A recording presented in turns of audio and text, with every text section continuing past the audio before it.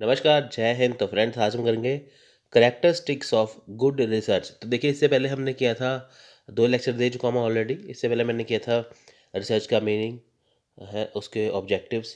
तो फिर मैंने किए थे करैक्टरिस्टिक्स ऑफ रिसर्च। वो जो करैक्टरिस्टिक्स थे वो सिंपल थे, लेकिन ये गुड रिसर्च के बारे में है। तो आज हम इसे करेंगे, तो चलिए करते हैं, इसे देखते हैं। तो देखिए, सबसे पहले आती है कि जो करैक्टरिस्टिक्स ऑफ रिसर्च क्या है। सबसे पहले बात आता है इसमें सिस्टमैटिक। अब देखिए, जो गुड रिसर्च होती है, जो हमेशा अच्छी जो रिसर्च या अच्छा शोध जो होती है, वो हमेशा सिस्टमैटिक होती है। सिस्टमैटिक में देखिए, research should be systematic. This means that every research should be follow a certain set of procedure. The researcher has to choose the procedure on the basis of their suitability to research. अब देखिए, systematic होनी चाहिए। Systematic क्या है कि जैसे होता है ना रिसर्च में, सबसे पहले क्या है, आपके पास प्रॉब्लम्स होनी चाहिए, फिर अब आप उसका सोल्यूशन देखेंगे, फिर आपको डाटा इकट्ठा करना होता है। तो ऐसे सिस्टमैटिक वे से चलना है ना। मान लीजिए, पहले आप कंक्लूजन निकाल लेते हैं, उसके बाद डाटा इकट्ठा करते हैं। वो सिस्टमैटिक वे से कैसे हुआ? जैसे आप एक कहानी पढ़ते हैं, तो सबसे पहले क्या है, आप बेसिक से पढ़ते हैं ना एंड तक। तो वैसे ही जब आप रिसर्च करेंगे, वो सिस्टमैटिक वे से करनी होती है कि सबसे पहले आपको किस आपको टॉपिक का चूज़ करना है कि किसके ऊपर आप रिसर्च करेंगे। फिर आप उसके ऊपर डाटा इकट्ठा करेंगे, फिर आप देखेंगे आपके पास क्या क्या चीज़ें हैं। तो ये सारी सिस्टमैटिक वे से आती है। जो रिसर्चर होगा वो देखिए सिस्टमैटिक वे से चलेगा। So they should be executed step by step. For conducting research, the researcher should first choose a topic, then carry literature review। अब देखिए, सबसे पहले क्या है कि जो रिसर्चर है वो स्टेप बाय स्टेप चलेगा। सबसे पहले क्या करेगा रिसर्चर, वो सबसे पहले टॉपिक को चूज करेगा। सबसे पहले ये पता होना चाहिए कि जिसके ऊपर रिसर्च कर रहे हैं वो किस टॉपिक के ऊपर होनी चाहिए, है ना। वैसे पता होना चाहिए ना। यानी कि जब आप रिसर्च करते हैं तो आपको ये पता होना चाहिए कि जो आप रिसर्च कर रहे हैं वो किस टॉपिक के ऊपर है। सो देखिए, पहले टॉपिक को चूज़ करेंगे। उसके बाद then carry out literature review. फिर देखेंगे लिटरेचर रिव्यू है कैसा, यानी कि जिसके ऊपर आप रिसर्च करना चाहते हैं उसका रिव्यू कैसा है। उसके बाद formulate research objective and question. अब देखिए, जिसके बारे में आप रिसर्च करना चाहते हैं उसके ऑब्जेक्टिव्स क्या है, यानी कि अब आप रिसर्च करना चाहते हैं वो क्यों करना चाहते हैं, आपके मन में क्या क्वेश्चंस है जिसको आप ढूंढना चाहते हैं रिसर्च में। उसके बाद हाइपोथेसिस। हाइपोथेसिस होता है कि जो आपके दिमाग के अंदर जो बातें चलती हैं, है ना। आप सोचते हैं कि मैं एक रिसर्च करूँगा, मैं इसको इस लेवल तक लेके जाऊँगा, जो किसी राइटर ने नहीं किया वो मैं करके दिखाऊँगा। तो वो है हाइपोथेसिस, यानी कि आपके दिमाग में जो चीज़ें चलती हैं, उसके बाद जो आपके दिमाग में क्वेश्चन है, आप उसका क्वेश्चन का आंसर ढूंढते हैं, अपनी प्रॉब्लम को सॉल्व करते हैं, और आप किसी ऑब्जेक्टिव को लेके क्या करते हैं, रिसर्च करते हैं। तो सबसे पहले क्या आएगा, टॉपिक। फिर आएगा उसका लिटरेचर रिव्यू, है ना। तो उसके बाद आएगा ऑब्जेक्टिव्स, फिर आएंगे क्वेश्चन, फिर आएगा हाइपोथेसिस। तो ये सारी चीज़ें आती हैं इसके अंदर। They should be followed by sampling. अब देखिए, सैम्पलिंग, फिर आता है collection data, analysis data, testing hypothesis, drawing generalization and writing the research report. अब देखिए, सबसे पहले क्या है, सैम्पलिंग लेते हैं। सैम्पलिंग का मतलब क्या है, मान लीजिए कि आपने रिसर्च जो है वो स्टार्ट कर ली, है ना। तो रिसर्च स्टार्ट करनी है, उससे पहले क्या है, सैंपल लेंगे। सैंपल क्या है, मान लीजिए आप कहते हैं कि इंडिया की जो आबादी है, जो इंडिया की जो पॉपुलेशन है वो 130 करोड़ है। लेकिन आपको ये देखना है कि इनमें से पढ़े लिखे कितने हैं इंडिया में, या यूथ कितने हैं। मैं कहता हूँ कि 60 करोड़ यूथ हैं, है ना। तो आपने 60 करोड़ यूथ का क्या है, सैंपल उठाया, यानी कि आपके पास क्या है, आपके पास पूरा कलेक्शन है, आपके पास 130 करोड़ की पॉपुलेशन का। लेकिन आपने पूरी जो पॉपुलेशन उसको नहीं लिया, आपने क्या किया, उसमें से सैंपल लिया, है ना। जैसे मान लीजिए आप कोई नोट्स लेते हैं, तो सबसे पहले आप सैंपल चेक करते हैं ना। जैसे किसी मूवी का ट्रेलर, मूवी आती है, उसके पहले सबसे पहले आपको ट्रेलर दिखाया जाता है, वो होता है सैंपल। तो ऐसे ही जब आप कोई रिसर्च करते हैं तो सबसे पहले क्या करते हैं कि रिसर्च करने से पहले आप एक सैंपल टेस्ट करते हैं कि इसको देखा जाए, है ना। जैसे पॉपुलेशन है, उसमें से आप देखते हैं 60 करोड़ की आबादी है यूथ की। तो आप यूथ का सैंपल उठाएंगे, देखेंगे यूथ में क्या क्या कमियां हैं, उनको क्या चीज़ें मिलनी चाहिए कि ताकि यूथ आगे बढ़ सके। तो आपने 130 करोड़ की बजाय क्या किया, 60 करोड़ का सैंपल लिया, 60 करोड़ यूथ का। तो आप वो लेके चले। उसके बाद देखिए, आपने डाटा इकट्ठा किया, फिर आपने देखा कि 60 करोड़ यूथ तो है हमारे इंडिया में, लेकिन डाटा इकट्ठा किया, फिर आपने देखा उसमें से पढ़े लिखे कितने हैं, अनपढ़ कितने हैं, कितने अपना बिजनेस करते हैं, कितने गवर्नमेंट जॉब करते हैं, कितने पढ़ते हैं, है ना, कितने बेरोजगार हैं, कितने काम, ये सारी चीज़ें आप देखते हैं उसमें डाटा इकट्ठा करते हैं। फिर देखिए एनालिसिंग डाटा, जो आपने डाटा इकट्ठा किया जिस सोर्स से, फिर आपको उसको एनालाइज करते हैं अच्छी तरह से कि ताकि वो सही है कि नहीं, क्या उसमें कुछ गलती तो नहीं है। क्योंकि देखिए अगर आप गूगल से सब कुछ सर्च करेंगे तो आप अपनी रिसर्च नहीं कर सकते, आप उसकी हेल्प ले सकते हैं, किताबों की हेल्प ले सकते हैं। तो आपको क्या है कि जगह जगह घूमना होगा, है ना, जो गवर्नमेंट की जो साइट्स होती है उसको देखना होगा। तो उसके ज़रिए क्या करेंगे, आप रिसर्च कर सकते हैं, है ना।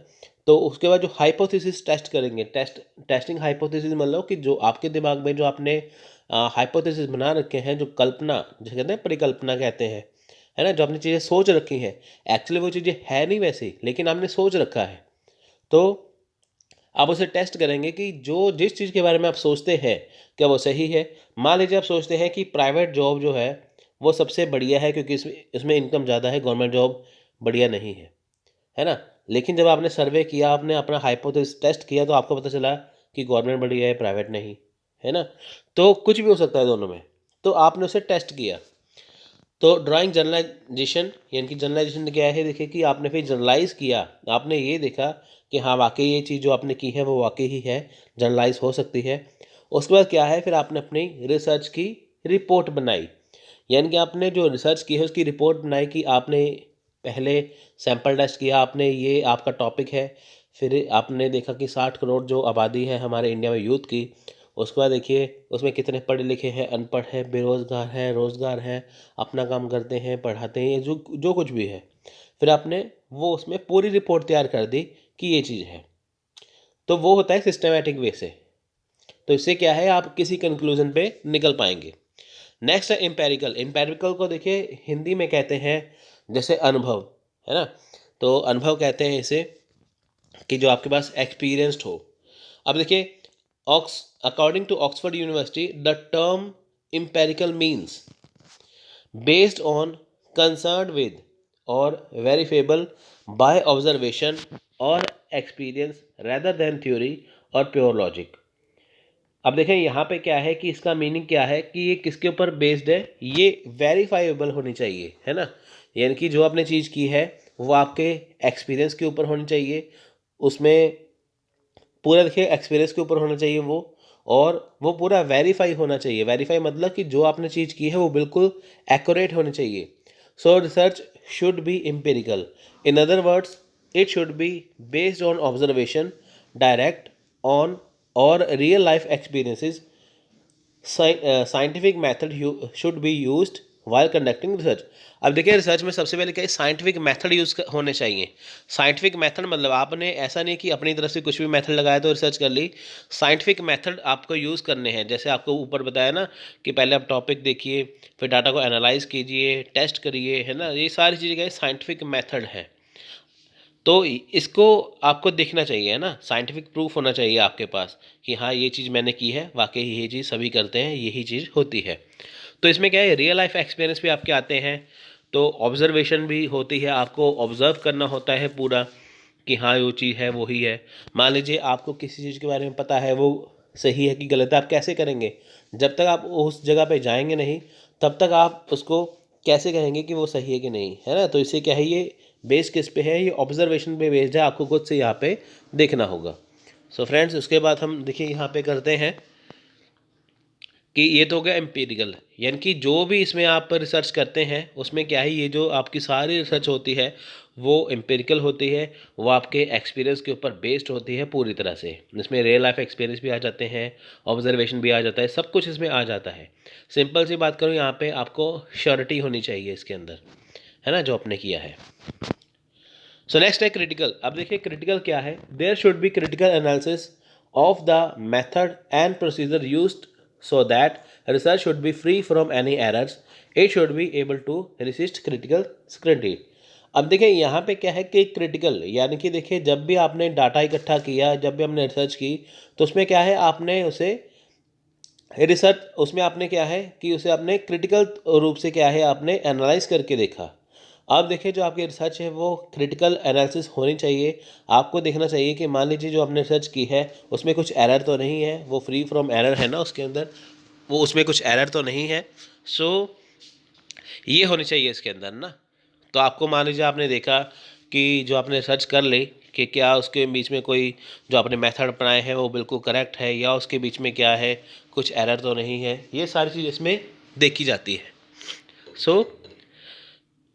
ऑब्जेक्टिविटी, देखिए इट इम्प्लाइज इम्पार्शलिटी और एब्सेंस ऑफ बायस। बायस होता है भेदभाव। अब देखिए जो ऑब्जेक्टिविटी क्या कहती है रिसर्च की, कि जो भी एक अच्छी रिसर्च होती है, जो भी गुड रिसर्च होती है, उसमें इम्पार्शलिटी नहीं होती, उसमें क्या है, भेदभाव नहीं होता है ना, वो अनबायस्ड होती है। Research should be free from the personal value and belief the researcher. अब देखिए जो रिसर्च होती है वो, उसमें पर्सनल वैल्यू नहीं आती, ना ही रिसर्चर के उसमें क्या है, बिलीफ्स आते हैं। अब देखिए रिसर्चर कहते हैं कि मेरा मानना ये है कि मेरे हिसाब से ऐसा होना चाहिए, है ना, तो उसका हिसाब वो नहीं चलेगा। दूसरी बात क्या है, उसमें ये उसकी पर्सनल वैल्यू नहीं होनी चाहिए, यानी कि जो वो सोचता है कि हाँ मेरे हिसाब से ऐसा होना चाहिए, बुक्स में तो गलत लिखा है, लेकिन वैसा भी नहीं चलेगा। अब देखिए जो आपको मैं चीज़ें पढ़ा रहा हूँ, है ना, अगर आपको कहूँ कि नहीं ये सब सब कुछ गलत है, जो मैं अपनी तरीके से पढ़ाऊँगा वही एग्ज़ाम में आएगा, वही सही है, तो ऐसा नहीं है। क्योंकि देखिए जो लिखा हुआ है, जो एक्चुअली तौर पे होता है, वो ही आपको मैं पढ़ाता हूँ, है ना। जैसे मान लीजिए आपको मैं रिसर्च करवाता हूँ, मैं आपको कहीं नहीं, रिसर्च के टॉपिक में ना टीचिंग एप्टीट्यूड आता है, तो टीचिंग एप्टीट्यूड को ही रिसर्च कहते हैं, मेरे हिसाब से ये होना चाहिए, तो ये सरासर गलत है ना। तो जो चीज़ जिसके ऊपर है वो वैसी ही होनी चाहिए। सो इसमें क्या है, पर्सनल वैल्यू नहीं होती, बिलीव्स नहीं होते इसमें रिसर्चर के, जो कुछ भी चीज़ है वो सिस्टमेटिक वे से होती है। It should be the aim of the researcher that they remain impartial while interpreting result of the research and do not misinterpret result to verify their own personal beliefs। अब देखें यहाँ पे क्या है कि जो रिसर्चर है ना, जो रिसर्चर का यहाँ पे एम क्या है, कि जो भी वो रिसर्च करे वो इम्पार्शल होनी चाहिए, है ना, जो भी इसका रिजल्ट निकले वो इम्पार्शल होना चाहिए, उसमें इंटरप्ट नहीं होना चाहिए, है ना, यानी कि जो भी रिजल्ट है उसमें कुछ खराबी नहीं होनी चाहिए, वो हमेशा ही इम्पार्शल होना चाहिए, है ना। तो वो सारी चीज़ तो उसे देखना चाहिए कि जो अपनी तरफ से उसने चीज़ लिखी है, उसके अपने बिलीव्स लिखे हैं, कि क्या वो बिलीव्स हैं वो उसके अंदर ज़्यादा तो नहीं आ गए, है ना। मान लीजिए उसने सब कुछ रिसर्च की अपनी तरफ से, सारा कुछ लिख दिया अपनी तरफ से, तो उसमें रियल कुछ है नहीं है, तो रिसर्च जो है वो गलत हो जाएगी। इसलिए ऑब्जेक्टिविटी में क्या है कि जो आपकी रिसर्च है वो हमेशा अनबायस्ड होनी चाहिए, आपके बिलीव्स कम होने चाहिए, हमेशा ही साइंटिफिक मेथड के ऊपर वो होने चाहिए, जो सबसे सही हो, सबसे सटीक हो। नेक्स्ट देखिए accuracy. Accuracy means should be free from error. अब देखिए इसमें क्या है, कुछ भी एरर नहीं होना चाहिए। It depends on whether the research tool have been selected carefully और नॉट। अब देखिए इसमें एरर नहीं होनी चाहिए, इनकी गलतियाँ नहीं होनी चाहिए, स्पेलिंग मिस्टेक तो होने नहीं चाहिए। दूसरी बात क्या है कि जो चीज़ें है उसका, उसकी जो इन्फॉर्मेशन है वो भी सही होनी चाहिए। ऐसा नहीं है कि आपने जो भी कुछ लिख दिया वाकई ही वो सही है ही नहीं है कुछ भी, है ना, तो आपने जो भी लिखा वो गलत हो गया। मान लीजिए आपने रिसर्च के बारे में लिखा तो वो बहुत गलत हो गया है ना, ऐसे करके, तो ऐसा कुछ नहीं है। तो आपको क्या है यहाँ पे एक्यूरेसी देखनी चाहिए, एरर कुछ नहीं होना चाहिए। उसके बाद जो आपने टूल्स सेलेक्ट किए हैं वो केयरफुल देखने हैं वो सही है कि नहीं। टूल्स का मतलब क्या है कि जो आप चीज़ें यूज़ करते हैं, आप मान लीजिए सैंपल चूज़ करते हैं रिसर्च में से, वो सही है कि नहीं। उसके बाद फिर आप देखिए जहाँ पे जा रहे हैं कि क्या वो चीज़ वहाँ पे मिलती है कि नहीं, है ना। अगर आपको मान लीजिए अनपढ़ बेरोज़गार लोगों को देखना है, तो आप मान लीजिए फॉरेन कंट्री निकल जाए, मैं ऐसा नहीं कहता वहाँ पे भी ऐसे हैं। मान लीजिए आप किसी पढ़ी लिखी स्टेट में चले जाएँ, तो आप कैसे कह सकते हैं कि यहाँ पे अनपढ़ लोग बहुत ज़्यादा हैं, है ना, तो वो आपकी चीज़ें गलत हो जाएंगी। यानी कि जब आपको देखना होगा कि यहाँ पे अनपढ़ लोग ज़्यादा हैं, तो आपको उस जगह पे जाना चाहिए। बेरोज़गारी जहाँ पे ज़्यादा है, आपको उस जगह पे जाना चाहिए, है ना। जहाँ पे लाइफस्टाइल अच्छा है आप वहाँ पे चले जाएंगे, तो आप कैसे पता कर पाएंगे कि जो आपने सोचा है वो आप सही लिख पाएंगे ना। Attention should be paid at every step to be avoid error. अब देखिए हर जगह पे क्या है, आपको अटेंशन देना पड़ेगा अपना। अटेंशन मतलब कि आपका पूरा अटेंड करना पड़ेगा कि केयरफुली तरीके से। मान लीजिए आप किसी जगह पे रिसर्च करने जा रहे हैं कि क्या वो सही है बिल्कुल वहाँ पे, तो आपको वो वैसा दिखना चाहिए, उसमें कुछ भी एरर नहीं होना चाहिए। मान लीजिए कि जब तक आप कोई चीज़ खुद से नहीं करते, किसी के ऊपर विश्वास मत करिए। जब आप रिसर्च करते हैं तो ऐसा नहीं कि आप किसी जगह पर गए, आपको किसी ने बताया कि हाँ चीज़ ये ऐसी है, तो आपने वो सीख लिया, हाँ वो ऐसे ही है ना। तो ऐसा कुछ नहीं है। तो जब तक आप खुद नहीं अटेंशन होके उसके करेंगे, तब तक उसमें जो एरर है वो नहीं हटेंगे, इसलिए एरर को हटाना चाहिए। A non accurate research will yield only spurious result. अब देखिए यहाँ पे क्या है कि जो इसमें एक्यूरेसी होनी चाहिए है ना, जो रिसर्च में, तो उससे ही क्या है, रिसर्च जो है अच्छी बनेगी, उसके रिजल्ट जो है बढ़िया आएंगे। सो देखिए नेक्स्ट है जनरेबिलिटी। जनरेबिलिटी क्या है? Generalizability of every research, there is a population on which research can be conducted.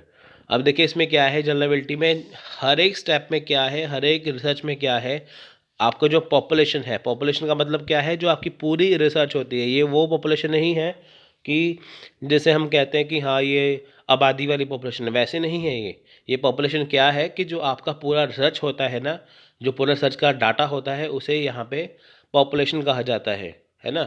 तो for example consider that a research is conducted on the use of online education channels among college students. For this population will be college student, but it will not be feasible for researcher to collect data from each and every college student.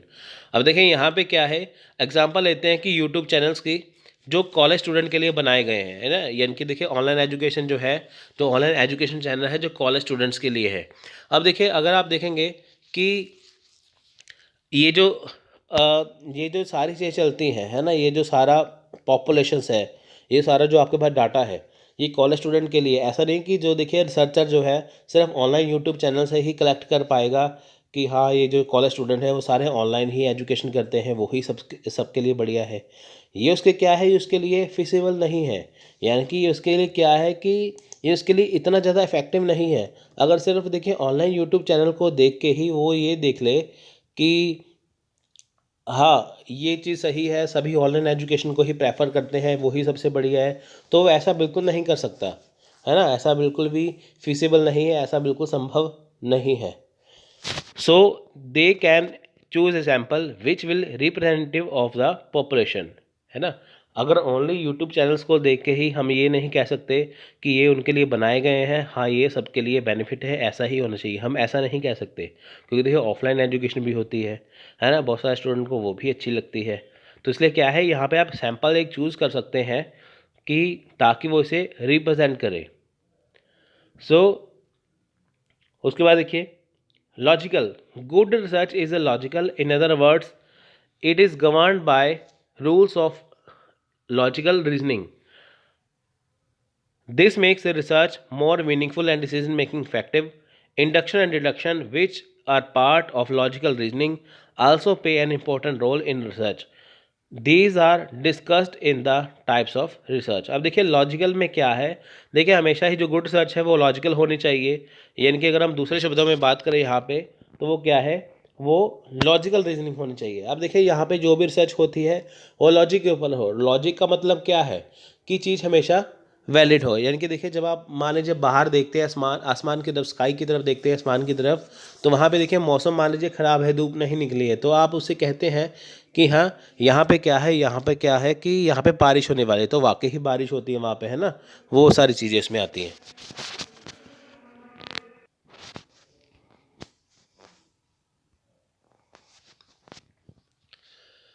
सो देखिए friends, यहाँ पे जो logical मैंने आपको बताया है कि देखिए जे अगर आप आसमान की तरफ देखते हैं, जो स्काई होता है, अगर आप उसमें मौसम थोड़ा सा ख़राब हो, धूप ना निकले, तो आप कहते हैं कि यहाँ पे क्या है, बारिश होने वाली है, क्योंकि देखिए ये साइंटिफिक प्रूफ है ना।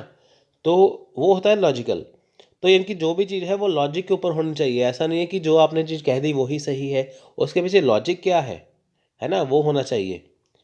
सो ये चीज़ें आती है इसके अंदर, है ना। तो नेक्स्ट है, देखिए लॉजिकल वाली चीज़ है वो हम जो डिस्कस करेंगे टाइप्स ऑफ रिसर्च में अच्छी तरह से।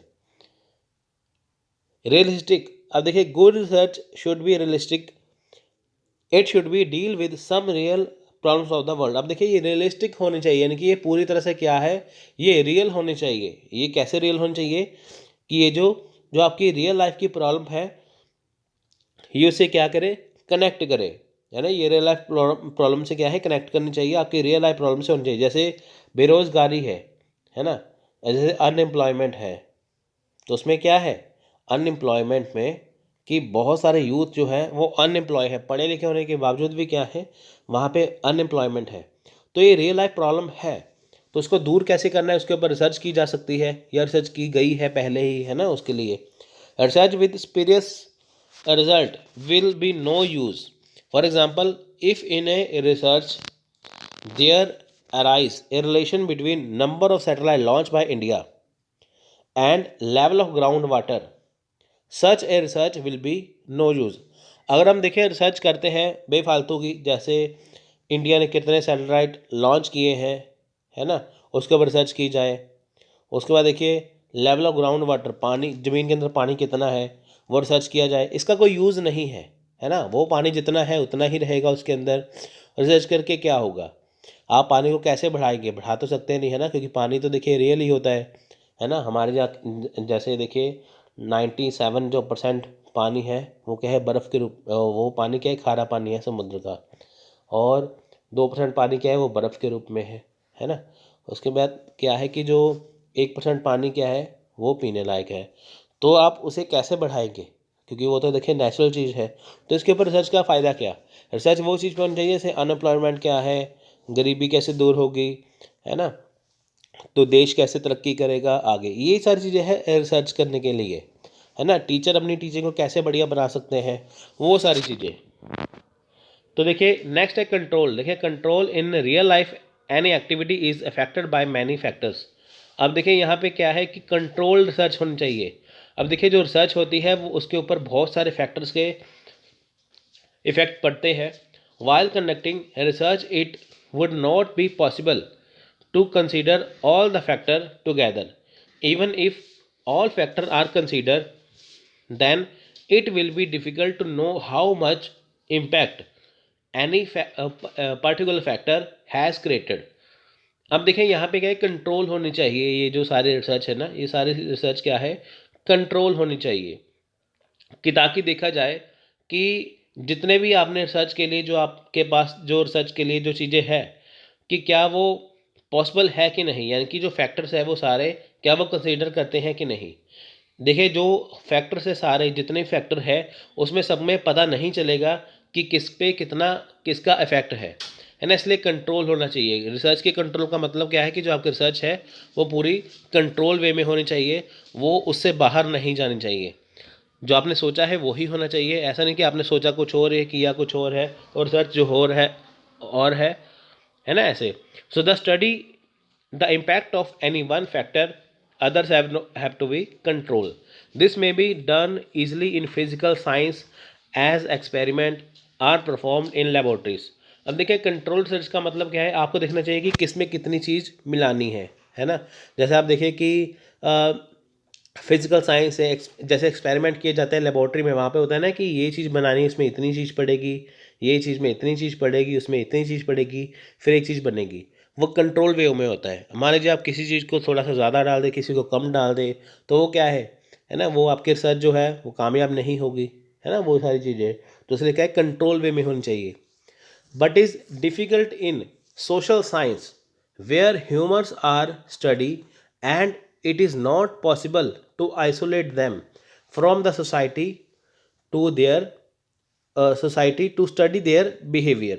अब देखें यहाँ पे सोशल साइंस में क्या है, जहाँ पे देखें जो ह्यूमन है ना, अगर हम उनकी स्टडी की बात करें तो वहाँ पे हम ये आइसोलेट नहीं कर सकते। ये देखिए पॉसिबल नहीं है कि जो सोसाइटी में जितने ह्यूमन रहते हैं उनका बिहेवियर कैसा है। अब देखिए जैसे ह्यूमन सोसाइटी में जितने बिहेवियर हैं वहाँ पे क्या है, कुछ अच्छे होंगे कुछ बुरे होंगे, है ना। तो हर एक का अपना अपना बिहेवियर होगा। तो ये क्या है कि ये जो कंट्रोल होना चाहिए पूरी तरह से, रिसर्च क्या है वो पूरी तरह से कंट्रोल होनी चाहिए। यानी कि आपको रिसर्च जो है वो कंट्रोल वे में हो, बिना कंट्रोल के नहीं हो। आपने ऐसा नहीं कि जो आपने रिसर्च कर ली है वो बिल्कुल ही एकदम से आगे बढ़ गई, एकदम से पीछे रह गई, है ना। वो सारी चीज़ें जैसे लेबोरेटरी में देखिए टेस्ट होते हैं तो वहाँ पे क्या कंट्रोल वे में होता है ना। वो चीज़ें जैसे मान लीजिए आप अपना ब्लड टेस्ट करवाने गए तो आपसे वो थोड़ा सा ब्लड निकालते हैं इंजेक्शन में, ऐसा नहीं है कि पूरी बोतल निकाल ली टेस्ट के लिए। तो वो क्या है, कंट्रोल वे में है, जितनी ज़रूरत है उतना ही इसमें करना चाहिए। वैलिडिटी, अब देखिए this implies that the conclusion drawn from the study are correct. Validity ensures the applicability of the research. The conclusion drawn from research are applicable to real life problem if these are valid. अब देखिए यहाँ पे क्या है कि validity दिखनी है इस पे कि वो कितना वैलिड है। कंक्लूजन देखिए निकाल के यहाँ पे देखना होता है कि जो आपने रिसर्च की है, जो रिसर्च होती है गुड रिसर्च, वो वैलिड है कि नहीं, वो करेक्ट है कि नहीं, है ना। वैलिडिटी का यहाँ पे मतलब क्या है? वैलिडिटी का यहाँ पे मतलब होता है कि जो रिसर्च है वो कितनी वैलिड है, वो कितनी प्योर है। प्योरिटी से यहाँ पे होता है ना, कि स्टडी आपकी जो करेक्ट है कि नहीं है, वो होती है वैलिडिटी। तो देखिए ये वैलिडिटी जो है वो इंश्योर करती है जो आपकी रिसर्च है वो कितनी अच्छी है, कितनी बुरी है। So the conclusion drawn from the research are applicable to real life problem of only if these are valid. अब देखिए कंक्लूजन इससे निकाला जा सकता है जो आपकी रिसर्च है, जो आप रिसर्च की गई है, वो रियल लाइफ प्रॉब्लम में तभी वैलिड मान जाएगी, तभी एप्लीकेबल मानी जाएगी रियल लाइफ प्रॉब्लम में अगर वो वैलिड हो। यानी कि अगर वो करेक्ट होगी तभी वो रियल लाइफ प्रॉब्लम में होगी। तो वैलिडिटी का मतलब क्या है यहाँ पे? रिसर्च का करेक्ट होना या प्योर होना। अब देखिए रिलायबिलिटी, रिलायबिलिटी यहाँ पे क्या है? इसका मतलब कि a reliable research will be produce similar result each time when procedure are tested on different set of similar example. अब देखिए आपने जो टेस्ट किए डिफरेंट सेट पे, है ना, तो वहाँ पे क्या है, जो आपके रिजल्ट आया है ना, जो आपके सामने जो रिसर्च का रिजल्ट आया वो क्या था? सिमिलर रिजल्ट आया एक टाइम पे, है ना। हर एक टाइम पे क्या है, एक जैसा रिजल्ट आने लगा। Sports study has been conducted on different sample regarding sport activity and health status. Consider that the result from one sample concludes that playing games improve the health of a person. अब देखिए यहाँ पे playing games क्या है? Video game है। यहाँ पे उसे कंसीडर नहीं किया गया। In other sample also confirm to the this conclusion then it can be said the research produced and the result are reliable. Greater the similarity in result, greater is reliability. अब देखिए यहाँ पे क्या है, reliability कैसी है कि जैसे एक जैसे रिजल्ट आना। जैसे मान लीजिए आपने रिसर्च किया, आपने ये बताया कि जो स्पोर्ट्स गेम खेलनी होती है वो सेहत के लिए अच्छी है, वो हेल्थ के लिए अच्छी है, हेल्थ वाइज अच्छी है ना। तो दूसरे रिसर्च की उसने भी वैसे बताया, यानी कि वही चीज़ को जैसे अलग अलग पर्सन ने टेस्ट किया, वो सेम रिजल्ट निकला, वो क्या है? रिलायबिलिटी, है ना। तो वो क्या है? रिलायबिलिटी उसमें होती है, यानी कि जब एक ही चीज़ का सेम रिजल्ट आए, वो क्या है? रिलायबिलिटी। देखिए नेक्स्ट है रिगरस। रिगरस का मतलब है हिंदी में कहते हैं जैसे स्टिकनेस या कठोर। दिस मीन्स स्ट्रिक्टली अप्लाइड और अडहर्ड टू और extremely thorough and careful. Research involves collecting data and interpreting result. Rigorous result is the result of reliable and accurate data used for drawing objective and meaningful conclusion. अब देखिए rigorous क्या है कि जो आपके result, जो आपकी रिसर्च है वो क्या है? वो एक अच्छी होनी चाहिए, है ना, यानी कि वो स्ट्रिक्टली अप्लाई होनी चाहिए। जो रिजल्ट है वो बिल्कुल रिलायबल होना चाहिए, डाटा जो है वो बिल्कुल उसका एक्यूरेट होना चाहिए, यानी कि उसका जो डाटा है वो मीनिंगफुल होना चाहिए, है ना। ऐसा नहीं कि जो आपने रिसर्च की है वो रिग्रेस नहीं है, अब उसका जो कुछ मीनिंग नहीं है, उसका जो कंक्लूजन निकला वो इतना इफेक्टिव नहीं, ऐसा बिल्कुल नहीं होना चाहिए। रिजल्ट भी इफेक्टिव हो, कंक्लूजन उसका इफेक्टिव हो, डाटा उसमें यूज़ किया वो सबसे क्या है? एक्यूरेट होना चाहिए, इनको रिलायबल होना चाहिए। नेक्स्ट देखिए क्रेडिबिलिटी। अब देखिए रिसर्च क्या है? क्रेडिबल होनी चाहिए। क्रेडिबल का मतलब क्या है कि जैसे हिंदी में कहते हैं ना, विश्वसनीय होनी चाहिए, है ना। विश्वसनीय, विश्वसनीय क्या है कि जो सारी तरफ क्या है वो ट्रूथफुल हो। Research should be credible, it deal with trustworthiness of research. It is not about quantity but quality of research. अब यहाँ पे देखिए, यहाँ पे ऐसे नहीं है कि रिसर्च के कितने पेज भरे गए हैं, वैसा नहीं है। रिसर्च जो है वो हमेशा क्वालिटी वाइज होनी चाहिए कि इसमें कितनी क्वालिटी है, क्या वो अच्छी है ना। कई बार क्या होता है कि देखिए जब आप बुक्स पढ़ते हैं उसमें एक टॉपिक को बहुत 15 पेज का बताया जाता है, लेकिन वो है क्वांटिटी, स्टूडेंट मांगते हैं क्वांटिटी, लेकिन कुछ स्टूडेंट चाहते हैं क्वालिटी। देखिए 15 पेज की चीज़ आपने पढ़ लिया, आपको कुछ आया नहीं, लेकिन अगर आपने वही टॉपिक 5 पेज का पढ़ लिया, लेकिन वो क्वालिटी है, एग्जाम में क्वेश्चन बनेंगे, तो आपके लिए क्या है, 5 पेज का जो डाटा है वो सबसे बढ़िया है। यानी कि इसमें क्या है, ट्रुथ वर्थिनेस होनी चाहिए, क्वालिटी होनी चाहिए। Conclusion should be based on accurate data. Special R should be taken while using secondary data as it might have been manipulated। अब देखें यहाँ पे क्या है कि अगर आप सेकेंडरी डाटा यूज़ करते हैं तो इसमें क्या है, मैनिपुलेट हो सकता है, लेकिन जो आपकी रिसर्च है वो हमेशा क्रेडिबल होनी चाहिए, हमेशा ही अच्छी होनी चाहिए। साइक्लिक और incremental formulating the result of a research does not end of process. In every end there is a scope of a new beginning. Good research is that which leaves scope for further extension।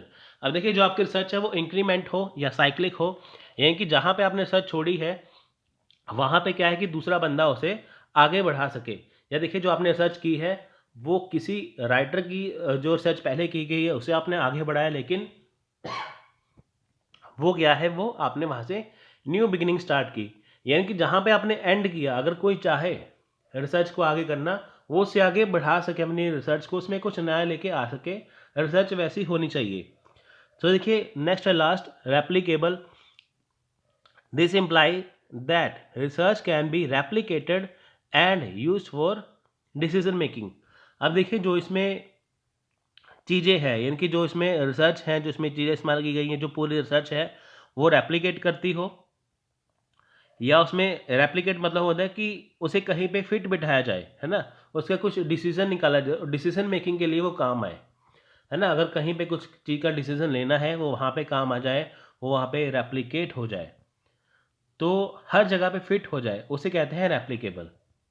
तो friends ये थे आज के good research के बारे में। तो अगर आपको वीडियो अच्छा लगा तो लाइक और शेयर करना मत भूलिए। तो मिलते हैं अगली वीडियो में, तब तक के लिए धन्यवाद, थैंक यू, जय हिंद, जय भारत।